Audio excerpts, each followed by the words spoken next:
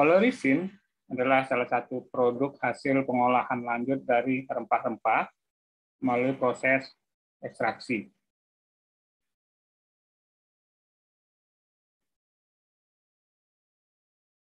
Nah, biasanya ekstraksinya adalah menggunakan pelarut organik seperti heksana, aseton, etilen klorida, dan etanol. Sesuai dengan namanya, olerisin itu berasal dari dua kata, yaitu kata oleo, yang berarti minyak. Dalam hal ini adalah komponen minyak atsiri atau komponen volatil, dan kata resin. Resin merupakan suatu komponen yang bersifat non-volatil atau tidak menguap. Jadi, olerisin mengandung dua komponen, yaitu minyak, komponen volatil yaitu minyak atau minyak atsiri. Minyak atsiri ini yang akan menyumbangkan aroma. Kemudian komponen resin atau komponen non-volatil yang terdiri dari campuran minyak, gam, resin, antioksidan, dan komponen-komponen hidrofilik lainnya. Komponen non-volatil itu akan menyumbang rasa dan flavor. Dan beberapa jenis rempah-rempah juga akan menyumbang pewarna atau pewarna alami. Oleh karena itu, olerisin adalah ekstrak dari rempah-rempah yang mengandung komponen rasa, aroma, dan warna. Dalam penggunaannya, olerisin dapat menggantikan rempah-rempah, baik itu rempah-rempah segar maupun rempah-rempah bubuk, tanpa mengurangi rasa aroma dari rempah-rempah bahan bakunya.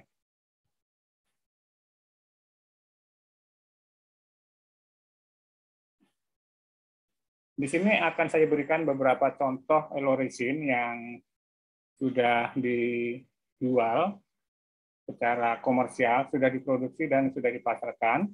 Pertama adalah olerisin lada.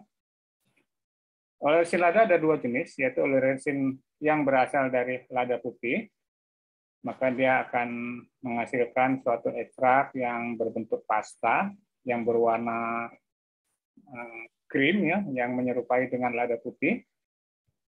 Kemudian ada juga olerisin lada hitam, yaitu yang diekstrak dari lada hitam. Bentuknya sama, adalah bentuknya seperti pasta, hanya warnanya yang berbeda. Kalau olerisin lada hitam, maka dia berwarna hitam, seperti warna kulit lada hitam. Contoh berikutnya adalah olerisin dari paprika. Di sini ada olerisin yang berasal dari paprika warna hijau. Maka dia menghasilkan warna hitam kehijauan seperti bahan baku paprikanya. Dan juga di sini ada olerisin yang berasal dari paprika warna merah. Nah, warnanya juga ada unsur merahnya. Berikutnya adalah ada olerisin yang dari jahe, yaitu yang diekstrak dari jahe. Warnanya adalah hitam kecoklatan, ya, kekuningan, hitam kuning seperti warna rimpang jahe. Dan juga ada olerisin yang berasal dari kunyit. Ya, perhatikan warnanya juga sama dengan warna dari rimpang kunyit, yaitu orange. Jadi kalau kita lihat beberapa contoh gambar olerisin ini, maka secara visual, secara penampakan, maka warna olerisin adalah akan sama dengan warna rempah-rempah bahan bakunya. Sedangkan bentuknya sama, semuanya berbentuk pasta. Pasta seperti odol. Tetapi kalau kita nanti akan kita lihat komposisinya, itu ada perbedaan. Nanti akan kita bahas lebih lanjut. Nah, pertanyaan berikutnya adalah mengapa orang memproduksi olerisin? Mengapa tidak cukup hanya dengan menggunakan rempah-rempah segar saja, rempah-rempah kering, atau rempah-rempah dalam bentuk bubuk? Nah, pasti ada kelebihannya. Olerisin itu ada kelebihannya. Kelebihan penggunaan olerisin adalah dia karena dia hasil dari ekstrak rempah-rempah, maka otomatis dia volumenya lebih kecil. Rata-rata rendemen olerisin yang dihasilkan dari mengekstrak rempah-rempah adalah sekitar 10%, rata-rata 10%. Ada beberapa jenis rempah-rempah yang kalau diekstrak menggunakan pelarut organik menghasilkan rendemen ekstrak yang bisa sampai 25%. Ada juga yang kurang dari 10% rendemennya. Tapi secara umum, bahwa volume olerisin itu lebih kecil dibandingkan dengan volume rempah-rempahnya. Sehingga dengan mengurangi volumenya itu akan mengurangi biaya simpan dan biaya angkut, itu yang pasti ya. Kemudian karena volumenya juga lebih kecil, maka dia akan lebih mudah dalam penyimpanan dan pengangkutan. Itu kita lihat dari aspek volume. Keuntungan lain menggunakan olerisin adalah bahwa karena dia itu dalam bentuk ekstrak, maka dia lebih terkontrol mutunya, lebih mudah untuk dikontrol dan lebih mudah untuk distandarisasi. Sehingga olerisin itu akan mempunyai rasa dan aroma yang seragam. Untuk satu jenis rempah-rempah maksudnya. Rasa dan aromanya akan berbeda untuk olerisin yang berasal dari bahan baku yang berbeda, itu otomatis ya. Tetapi untuk bahan baku yang sama, maka olerisin memiliki rasa dan aroma yang seragam, berbeda dengan rempah-rempah. Rempah-rempah itu tergantung dari kondisi tempat tumbuhnya rempah-rempah, kondisi penyimpanan, kondisi pengeringan. Tetapi kalau dia sudah diekstrak, maka yang kita dapatkan olerisin, maka hasilnya adalah memiliki rasa dan aroma yang seragam. Kemudian olerisin itu adalah bebas kontaminasi mikroba, kan dia hasil ekstrak dan dikemas dalam kondisi yang baik. Dan mikroba serta serangga, jamur tidak akan bisa tumbuh pada olerisin. Serangga tidak akan mendekati olerisin. Berbeda dengan kalau pada dalam bentuk rempah-rempah, maka kemungkinan ada serangga yang masih bisa untuk merusak. Dan juga dia akan lebih bersih dibandingkan dengan rempah-rempah awalnya. Kemudian daya simpan olerisin jauh lebih baik dibandingkan dengan rempah-rempahnya. Karena dia dalam bentuk ekstrak, dia tidak akan dikontaminasi oleh mikroba, jamur, ataupun serangga, maka dia akan lebih tahan lama untuk disimpan dan tahan terhadap oksidasi. Kemudian keuntungan lain dalam menggunakan olerisin adalah bahwa sifat olerisin dapat disesuaikan sesuai dengan kebutuhan. Maksudnya adalah bahwa kalau kita ingin menggunakan olerisin pada produk yang sifatnya larut dalam air, maka kita bisa mengubah atau menyesuaikan jenis olerisinnya yang bisa larut dalam air. Misalnya kalau kita ingin memanfaatkan olerisin dalam bentuk minuman, maka kita gunakan jenis olerisin yang bisa mudah larut dalam air. Atau kita kalau ingin memanfaatkan olerisin untuk produksi salad dressing, misalnya, yang kadar lemaknya tinggi, kadar lemaknya atau kadar minyaknya tinggi, maka kita bisa mengubah produk olerisin menjadi produk yang dapat larut dalam minyak. Itu keuntungannya. Jadi bisa kita ubah karakteristik atau sifat produk dari olerisin sesuai dengan yang dibutuhkan. Itu tadi keuntungan dari kalau kita menggunakan olerisin dibandingkan dengan menggunakan rempah-rempahnya. Nah, di sini saya akan tunjukkan tabel rendemen olerisin yang dihasilkan dari beberapa jenis rempah-rempah. Kita lihat, olerisin dari ekstraksi lada itu rendemennya antara 11-13%. Tergantung dari jenis ladanya. Lada putih akan menghasilkan lebih sedikit olerisin dibandingkan dengan lada hitam. Selanjutnya adalah untuk cabai lumayan banyak, 19-21% olerisin. Jadi yang bisa diekstrak adalah 19-21%. Jahe ke 11-20%, kunyit antara 8-11%. Pala itu antara 24-30%, cengkeh cukup 5-10%, cengkeh itu kadar olerisnya rendah. Kemudian ada kayu manis antara 10 sampai 12%. Ada satu hal yang menarik di sini adalah rendemen oleoresin dari pala. Cukup besar, 24 sampai 30%. Mengapa kadar hasil ekstraksi dari pala itu rendemennya cukup besar?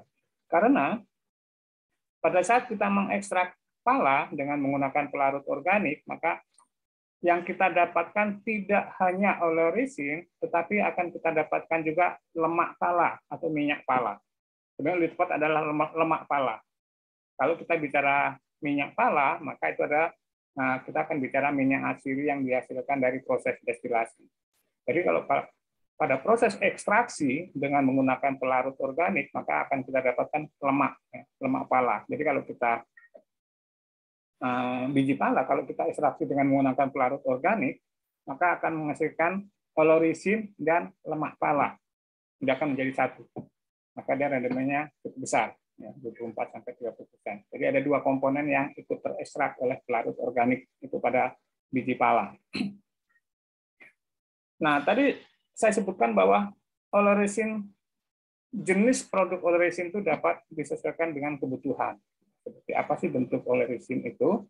Ada 3 jenis bentuk oleoresin yang digunakan untuk industri.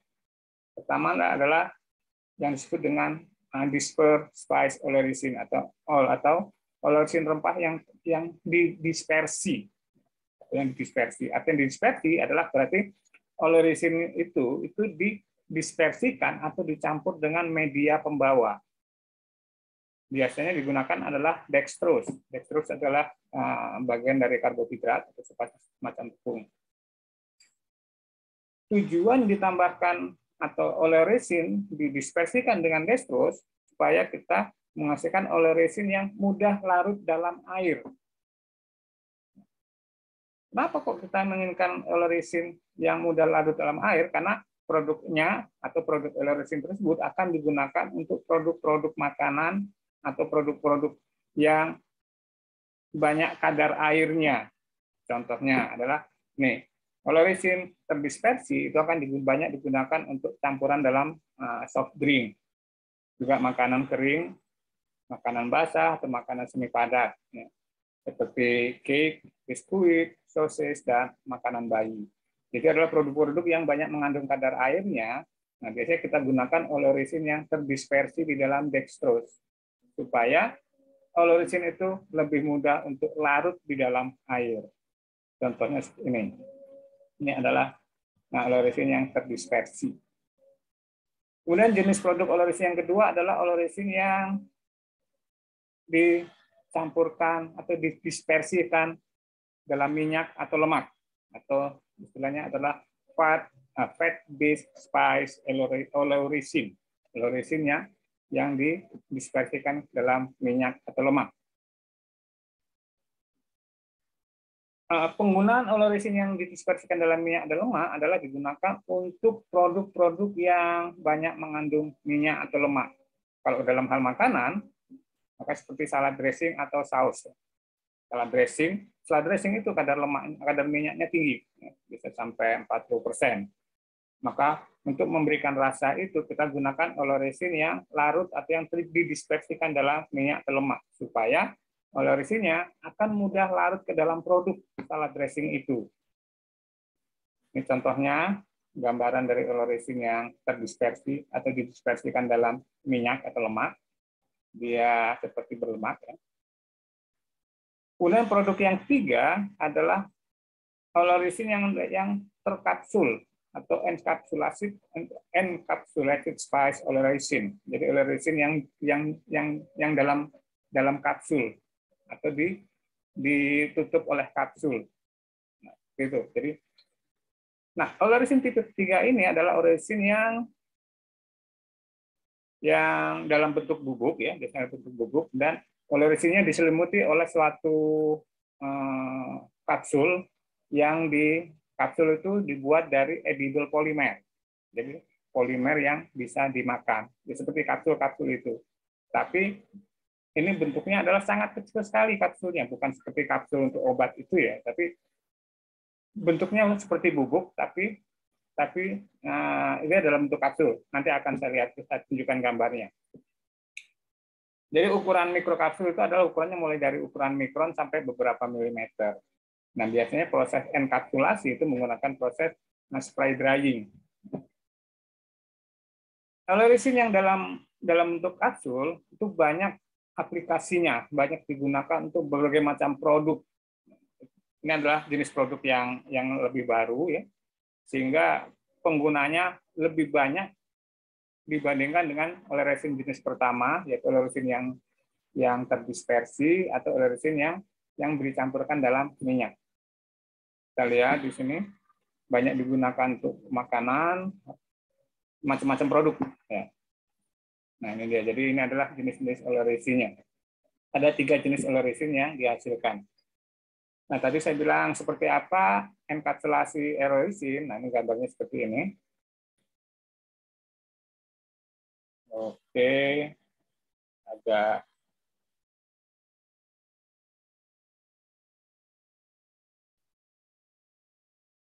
nah ini dia bentuknya bubuk ya, bentuknya bubuk, tetapi di dalam butiran-butiran bubuk itu berbentuk kapsul seperti gambar di kiri bawah. Yang warna kuning ini adalah oleoresinnya, kemudian polimer edible polimernya itu yang bagian luar, jadi yang menutup oleoresinnya. Ini ada beberapa jenis, ada double wall, ya, ada simple, multicore. Nah, multicore ini adalah jenis yang paling kompleks, ya, jenis enkapsulasi oleoresin yang paling kompleks. Nah, di sini bisa beberapa jenis oleoresin yang dijadikan dalam satu, kemudian diselimuti oleh satu kapsul yang dari polimer. Nah, di sini ada 3 jenis oleoresin yang memiliki rasa yang berbeda-beda. Oke.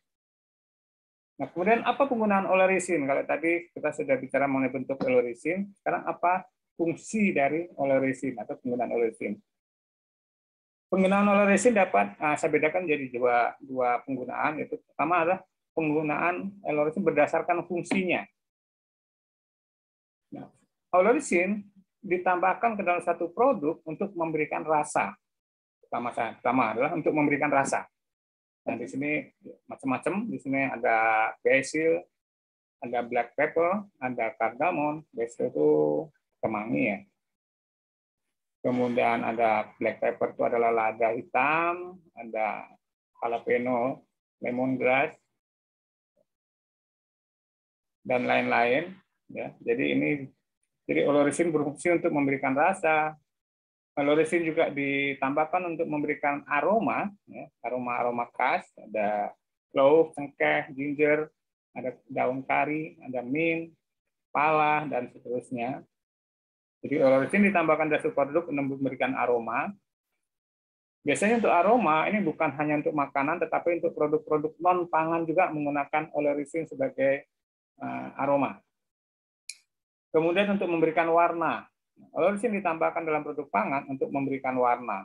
Apa? Paprika warna merah. Ya, paprika merah memberikan warna merah, paprika hijau untuk memberikan warna hijau. Kemudian ada juga turmeric itu kunyit ya, memberikan warna orange, saffron memberikan warna merah, cilantro, basil memberikan warna hijau. Jadi oleoresin di sini berfungsi sebagai pewarna alami. Selain ketiga fungsi tersebut, oleoresin juga ditambahkan dalam satu produk untuk bisa mengubah tekstur dari satu produk, terutama makanan. Jadi dengan ditambahkan oleoresin untuk mengubah teksturnya. Nah, di sini ada beberapa jenis oleoresin yang difungsikan untuk mengubah tekstur, yaitu yang bahasa Indonesia saja ya, yang onion, bawang putih, sesame seed adalah wijen, shallot itu adalah bawang merah, ini almond, candle nut ini adalah bahasa Indonesia candle nut lah. Kemudian fungsi yang lain oleoresin ya, berdasarkan fungsinya oleoresin adalah untuk oleoresin berfungsi sebagai antimikroba dan juga oleoresin berfungsi sebagai antioksidan. Jadi oleoresin ditambahkan dalam satu produk berfungsi untuk mencegah pertumbuhan biasanya bakteri bakteri dan yeast dan beberapa jenis jamur, itu dari hasil penelitian dapat dicegah pertumbuhannya dengan kita menambahkan olerisin ke dalam produk itu. Di samping itu juga, olerisin juga berfungsi untuk antioksidan, yaitu untuk menjaga kesehatan. Ini banyak sekali. Hampir semua olerisin itu bersifat antioksidan dan berarti apa? Dia baik untuk kesehatan. Nah, itu tadi adalah penggunaan olerisin berdasarkan fungsi olerisin. Berikutnya adalah penggunaan olerisin berdasarkan jenis produk yang akan digunakan. Pertama, untuk produk-produk pangan, maka semua jenis olerisin digunakan. Jadi semuanya. Jadi biasanya untuk bumbu, untuk pewarna, untuk memberikan aroma, untuk memberikan rasa, untuk menghilangkan amis, untuk ikan juga kan bisa. Kemudian jenis yang lain adalah sebagai parfum untuk obat-obatan. Jadi olerisin ditambahkan untuk memberikan aroma pada obat-obatan supaya ya orang lebih tertarik untuk konsumsi obat ya. Nah, biasanya aroma yang paling banyak digunakan untuk obat-obatan adalah aroma dari cinnamon dan vanila. Cinnamon itu adalah kayu manis ya, dan vanila. Berikutnya adalah olerisin ditambahkan sebagai parfum ya, untuk memberikan aroma pada kosmetik. Nah, di sini ada beberapa jenis ya kosmetik yang ada beberapa jenis olerisin yang ditambahkan untuk memberikan aroma pada kosmetik. Di sini ada kardamon, ada kumin, ada seleri, sea, juniper, vanila, dan nutmeg. Kemudian olerisin juga ditambahkan untuk memberi wangi-wangian, memberikan fragrance ya, fragrance atau wangi-wangian untuk produk-produk produk-produk rumah tangga. Jadi di sini disebut dengan household product seperti apa? Sabun, sampo, dan pasta gigi. Itu juga dia menggunakan olerisin sebagai untuk pewanginya. Yang paling banyak digunakan adalah untuk pewangi produk-produk rumah tangga adalah cinnamon dan vanila. Nah, juga sekarang mulai banyak juga dari bunga ya. Jadi tapi itu bukan olerisin, tapi itu adalah minyak asli. Tapi kebanyakan untuk olerisin adalah olerisin, cinnamon, dan vanila. Kemudian olerisin juga digunakan sebagai antimikroba atau antiseptik. Nah, biasanya digunakan adalah black pepper. Black pepper adalah lada hitam, garlic itu adalah bawang putih, cinnamon, nutmeg, lemon, kayu manis, pala, cengkeh, jahe, dan kumin. Nah, itu tadi penggunaan olerisin. Jadi penggunaan olerisin berdasarkan fungsinya berbeda. Tadi sudah kita bahas, dan ini adalah penggunaan berdasarkan jenis produk yang akan dihasilkan. Berikutnya adalah kita akan sedikit membahas mengenai proses produksi olerisin. Olerisin dihasilkan sebagian besar, ya, 90%, dihasilkan melalui proses ekstraksi dengan menggunakan pelarut. Nah, pelarut yang banyak digunakan adalah pelarut yang bersifat nonpolar atau pelarut organik yang bersifat nonpolar. Kenapa kok digunakan pelarut yang bersifat nonpolar? Karena olerisin itu bersifat nonpolar. Nonpolar itu bukan yang nonpolar itu adalah pelarut yang tidak larut dalam air. Kalau air itu kan polar. Berarti kita gunakan pelarut yang tidak larut dalam air. Contohnya apa? Hexana, etilen klorida, aseton, seperti itu. Kenapa kita gunakan pelarut nonpolar? Karena olerisin sifatnya nonpolar. Jadi bahan nonpolar itu bisa diambil dengan pelarut nonpolar. Nah, di sini ada beberapa jenis pelarutnya. Jenis pelarut yang digunakan itu tergantung dari jenis olerisin yang akan kita ekstrak. Karena setiap masing-masing olerisin memiliki bahan aktif yang berbeda-beda. Apa itu bahan aktif? Nanti kita bahas selanjutnya ya. Jadi seperti ini. Lada itu bahan aktifnya mayoritas adalah piperin. Piperin itu sangat bagus. Itu kalau kita ekstrak dengan menggunakan etilen diklorida. Berbeda dengan cabai ya. Cabai itu bahan aktifnya adalah capsaicin. Nah, itu akan bagus kalau kayak diekstrak menggunakan alkohol. Jadi jenis pelarutnya itu tergantung dari olerisin yang akan kita ambil atau olerisin yang akan kita dapatkan. tergantung rempah-rempahnya berarti.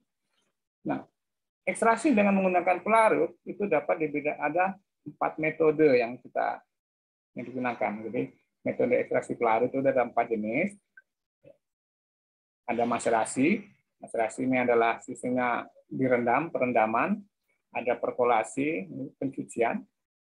Ada sokletasi, ini adalah sama dengan perkolasi tapi dalam kondisi panas. Kemudian ada ekstraksi kontinu.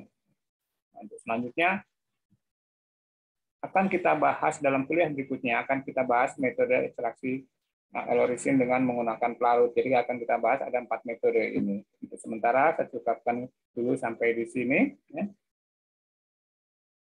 Saya tutup ya, dengan Assalamualaikum warahmatullahi wabarakatuh.